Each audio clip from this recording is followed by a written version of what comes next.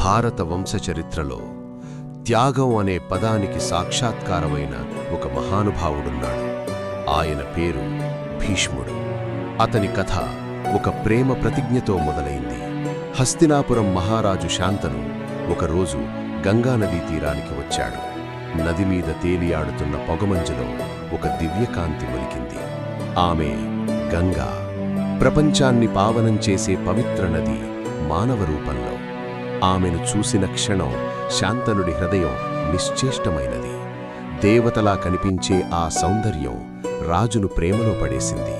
కాని గంగా ఒక ప్రమాణం అడిగింది. నేను చేసే ఏ పనిపైనా నువ్వు ప్రశ్నించకూడదు. ఏనాటికి ఎలాంటి పరిస్థితుల్లోనూ. ప్రేమలో మునిగిపోయిన శాంతను ఆ మాటలను అనుమతించాడు. కాలం గడిచింది. గంగ ఒక బిడ్డకు జన్మనిచ్చింది. అయితే తదుపరి క్షణంలోనే ఆ శిశువును గంగానదిలో వదిలేసింది. శాంతను దిగ్భ్రాంతి చెందాడు. కాని ఆమెను ప్రశ్నించలేదు. 2, 3, 4, 7 మంది శిశువులు ఒక్కొక్కరుగా నదిలో లీనమయ్యారు. 8వ బిడ్డ జన్మించినప్పుడు శాంతనుడి హృదయం విరిగిపోయింది. ప్రాణంతో వచ్చిన ఆ చిన్నారిని ఇంకా నదిలో వేసేదాన్ని చూడలేకపోయాడు.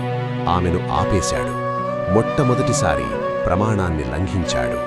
ఆ క్షణంలో గంగ నిజాన్ని వెల్లడించింది. శాంతను, ఈ పిల్లలు వశిష్ఠ మహర్షి శాపం వల్ల మనుష్యలోకానికి జన్మించిన వసువులు. వారిని నేను ముక్తి కలిగించాను. కాని 8వ వసువు దేవవ్రతుడు మనుష్యలోకంలో మహాదేవుడి సంకల్పం మేరకు జీవించాలి. అలా ఆమె ఆ బిడ్డను తీసుకుని దివ్యలోకాల్లో పెంచింది. ఆ చిన్నారి ప్రతిభా శౌర్యాలతో పెరిగాడు. చరిత్రలో తర్వాత అతను భీష్ముడుగా నిలిచాడు. ప్రతిజ్ఞ కోసం జీవితం అర్పించిన మహాత్యాగి, మహాభారతానికి కీలకాధారం.